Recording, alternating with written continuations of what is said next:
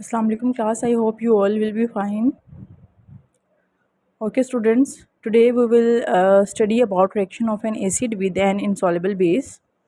हमने last lecture में पढ़ा था reaction of N acid and base, जो कि दोनों क्या थे, सॉल्युबल थे। लेकिन आज जो हम पढ़ने जा रहे हैं वो है insoluble base.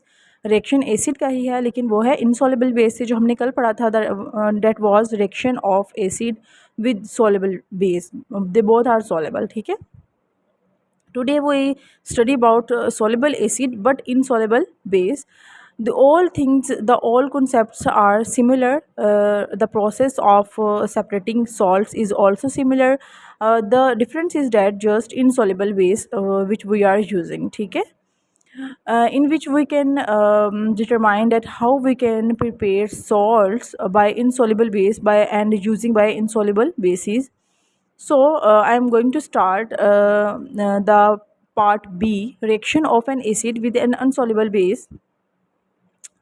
This is also a neutralisation reaction. Obviously आप सबको पता है एसिड और बेस का जो रिएक्शन होता है उसको हम न्यूट्रलाइजेशन रिएक्शन कहते हैं, और उसमें वाटर और सॉल्ट प्रिपेयर होता है। ठीक है, between the soluble acid and an insoluble base, the insoluble base may be an appropriate metal oxide। कह रहा है जो हम insoluble base ले रहे हैं वो appropriate metal oxide होगी, that is why वो जो है metal होगा, metal oxide होगा, वो क्या होगा, insoluble होगा। ठीक है, अब मेटल कार्बोनेट और अ मेटल हाइड्रोक्साइड, जो मेटल होगा वो कार्बोनेट होगा या मेटल हाइड्रोक्साइड होगा।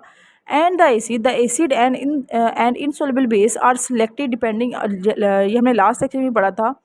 The acid and bases are selecting depend upon which salts we want to prepare and which salt we are going to prepare। ठीक है, अगर हमने फॉर एग्जांपल अगर हम पोटेशियम नाइट्रेट प्रिपेयर करना है या हम लोगों ने सोडियम सल्फेट प्रिपेयर करना है, then we selecting depend upon our salt which we are going to prepare. ठीक है, लाइक हम लोगों ने पोटेशियम नाइट्रेट प्रिपेयर किया था तो हमने पोटेशियम हाइड्रोक्साइड और जो एसिड था वो नाइट्रिक एसिड यूज़ किया था। सो जो सिलेक्शन होती है ये डिपेंड करती है हम कौन सा सॉल्ट प्रिपेयर करना चाहते हैं। A salt is also formed when an acid reacts with a metal. ठीक है, और ये जो आज हमने जो सॉल्ट प्रिपेयर करना है इसमें जो सॉल्ट होगा वो फॉर्म होगा बाय एन एसिड, और उसका मेटल के साथ जो रिएक्शन होगा उससे वो सॉल्ट प्रिपेयर होगा। बेसिकली सॉल्ट प्रिपेयर ही तब होता है जब हम मेटल और एसिड का रिएक्शन करवाते हैं, लेकिन जो आज हम बेस यूज़ करेंगे डैट विल बी इनसॉल्युबल। ठीक है, अब हम इसका जो प्रोसेस है वो स्टार्ट करते हैं। कह रहा this method involve the mixing of the selected acid and the selected base, ये हमने कल भी सेम पढ़ा था। और अ मेटल, जो बेस है हम वो ले सकते हैं, इनसॉल्युबल बेस या कोई मेटल ले सकते हैं विद कॉन्स्टेंट स्टीरिंग। कह रहा हमने साथ साथ उसको मिक्स करते रहना है constantly to ensure that the acid has fully reacted with the base और द मेटल। कह रहा है हमने यहाँ तक उसको स्टीर करते रहना है कि हम खुद श्योर हों कि वो कम्प्लीटली आपस में डिज़ोल्व हो गए हैं। ठीक है, द इनसॉल्युबल बेस और the metal should always be added in excess to make sure that all the acid present has reacted. कह रहा है जो इनसॉल्युबल बेस है और जो मेटल हैं वो हम लोगों ने always be added in excess to make sure that all the acid present has reacted, कि जितना भी एसिड है वो रिएक्ट कर जाए। After that the process of filtration, filter the mixture to remove the excess amount of base और the metal. हमने उसको फिल्टर कर लेना ताकि उसमें कोई एक्सेस इम्प्योरिटी है या मेटल है वो क्या हो जाए, रिमूव हो जाए। After that we have to evaporate the filtrate to get a saturated solution. जब हम उसको इवेपोरेट कर लेंगे उसके अंदर से जो पानी है वो फिल्टर आउट हो जाएगा, वो इवेपोरेट हो जाएगा, और हम लोगों को जो हमारा सैचुरेटेड सोल्यूशन है वो हमें गेन हो जाएगा। ठीक है, आफ्टर दैट हम उसको कूल करेंगे। जब वो कूल हो जाएगा उसके बाद आपको पता है ठंडा होने के बाद हम उसको रख देंगे ओवन के अंदर या रूम टेम्परेचर पे, उसके क्रिस्टल्स हैं वो डेवलप हो जाएंगे। उसके बाद हम उसको क्रिस्टल्स हैं उनको ड्राई कर लेंगे और उनको कलेक्ट कर लेंगे। ठीक है क्लास, अब हम इसके केमिकल रिएक्शन पढ़ते हैं कि हम लोगों ने कौन से इनसॉल्युबल बेसिस यूज़ किए हैं और कौन से एसिड यूज़ किए हैं सॉल्ट बनाने के लिए। ठीक है, ओके, तो स्टूडेंट्स ये रिएक्शन है हमारे पास। हम लोगों ने 3 सॉल्ट टाइप के सॉल्ट्स प्रिपेयर करने हैं इस प्रोसेस की हेल्प से। आपके जो सिलेबस के अंदर है कॉपर क्लोराइड है, मैग्नीशियम सल्फेट है और कैल्शियम क्लोराइड है। ठीक है, हम लोगों ने जो बेसिस है वो आप देख रहे हैं। हमने फर्स्ट हमने लिया कॉपर हाइड्रोक्साइड, दूसरा हमने मेटल लिया है जो कि कौन सी है, मैग्नीशियम है।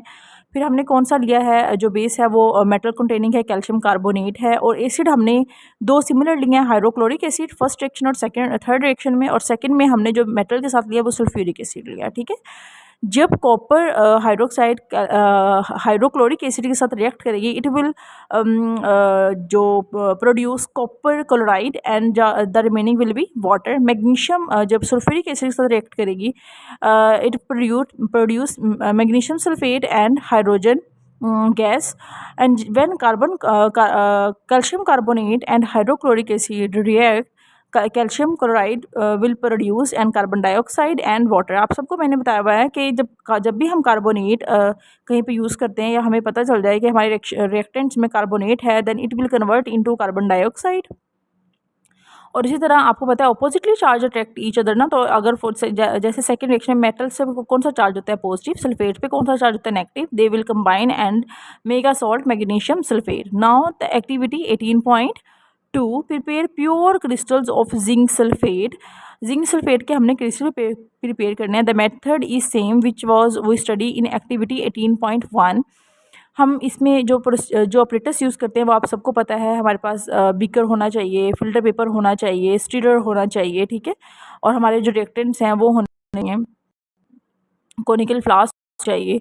चलिए देखिए, 5 centimetre cube dilute sulphuric acid in a beaker. आपने एक बीकर लेना है, अपने उसे मेजर करना है, उसके अंदर डाइल्यूट सल्फ्यूरिक एसिड होना चाहिए एंड वार्म इट जेंटली, और उसको अपने हीट करना है, ठीक है। Go on adding small granules of zinc metal. आपने मेटल लेना, जिस तरह हमने सेकंड रिएक्शन में आप अगर देख लें इसकी एक्टिविटी के ऊपर ही मैग्नीशियम मेटल है, लेकिन यहाँ पे हम कौन सी मेटल यूज़ कर रहे हैं, जिंक मेटल यूज़ कर रहे हैं। और एसिड भी देखिए सेकंड रिएक्शन वाला सेम है, सल्फ्यूरिक एसिड है, ठीक है। जिंक मेटल हमने ले ली। Slowly with constant stirring till the metal starts settling down at the bottom of the beaker. अब हमने क्या करना है, मैं आपको इसको मदर लैंग्वेज में बताती हूँ। आपने एक बीकर लेना है, उसके अंदर सल्फ्यूरिक एसिड डालना है, उसके बाद जो अपनी जिंक मेटल है वो लेनी है, उनको दोनों को जेंटली स्टीर करना है और उनको हीट करना है। जब आपको लगे कि वो स्टीर होना मिक्स होना शुरू हो गया, आपने हीट जो आपका बीकर होगा उसको हीट से उतार लेना है और उसको फिल्टर कर लेना है। थर्ड लाइन में देखें, filter the solution to remove undissolved zinc metal. कह रहा है फिल्टर कर लेना है। आपने क्यों फिल्टर करना है, जो अनडिजॉल्व्ड जिंक मेटल होगा वो सेपरेट हो जाएगा, वो फिल्टर के पेपर के ऊपर आ जाएगा जो अनडिजॉल्व्ड होगा। और आपने कलेक्ट कर लेना फिल्ट्रेट। फिल्ट्रेट वो होगा जो फिल्टर पेपर के अंदर से निकल के जो आपने नीचे भी कर रखा होगा फिल्टर पेपर के, वहाँ चला जाएगा, ठीक है, उसे कहते हैं फिल्ट्रेट, ठीक है। Evaporate the filtrate in an evaporating dish by gentle heating to concentrate the solution without heating or boiling। अब देखें यहाँ से ये जो एक्टिविटी 18.2 है ये डिफरेंट है 18.1 से, जो अब मैं आप लोगों को बता रही हूँ। इसमें क्या होता है, आपने फ़िल्टर करना है। पहले हम क्या करते थे, जो फ़िल्टर पेपर के ऊपर हमारे क्रिस्टल आते थे उसको हम ड्राई कर लेते थे, ठीक है, वॉश करके डिस्टिल्ड वाटर से। लेकिन यहाँ पे हम लोगों ने क्या करना है, जो बीकर के अंदर हमारा जो वाटर टाइप सोल्यूशन हम फिल्ट्रेट जो हमारा होगा, हम उसको एवेपोरेट करेंगे। क्यों? क्योंकि उसके अंदर थोड़ा बहुत पानी होगा जो वो एवेपोरेट हो जाएगा। उसके बाद उसके अंदर जो जितने भी जो सॉलिड पार्ट बच जाएगा हम उसको कूल करेंगे, उसको ड्राई करेंगे और वो हमारे क्रिस्टल्स होंगे। किसके क्रिस्टल होंगे? जिंक सल्फेट के होंगे, ठीक है। Cool down the solution slowly and allow the crystals to appear. Once all the crystals have formed, carefully filter the mixture to get the crystals. Allow the crystal to dry on filter paper. जब हम उसको evaporate कर लेंगे, again उसके अंदर थोड़ा little bit water होगा, हम दोबारा उसको फिल्टर करेंगे। फिल्टर करने के बाद जो पानी होगा उसको हम वेस्ट कर देंगे, जो उसके अंदर से जितना भी जो भी रेजिड्यू होगा, ठीक है, और वो उसको हम रख लेंगे अपने पास, उसको कोल्ड कर लेंगे, उसको ड्राई कर लेंगे और वो हमारे जिंक सल्फेट के क्रिस्टल होंगे, ठीक है। If you have any question regarding this topic you may can ask in your group. ये दोनों मेथड्स सेम थे, लेकिन इसमें जो एक ही चीज़ है वो जो चेंज है एक्टिविटी में, जो मैंने अभी आप लोगों को बताया कि इसमें जो है हमने जो अनडिजॉल्व्ड जिंक है उसको हमने रिमूव करना है फिल्टर पेपर के थ्रू, और मेथड है दोनों का सेम है। इसमें जस्ट हमने ये जो है इनसॉल्युबल बेसिस यूज़ करनी है, या इनसॉल्युबल हमारे पास मेटल होगा वो यूज़ करना है। अदरवाइज रिएक्शन ए और रिएक्शन बी का जो मेथड है वो सेम है, और एक्टिविटी 1 और एक्टिविटी 2 लिटिल बिट जो इसका प्रोसीजर है वो सेम है, ठीक है। यहाँ पे इनसॉल्युबिलिटी की वजह से जो डिफरेंस आ रहा है ये अपने माइंड में रखना है। Okay class, if you have any question you may can ask. Okay, Allah हाफिज़।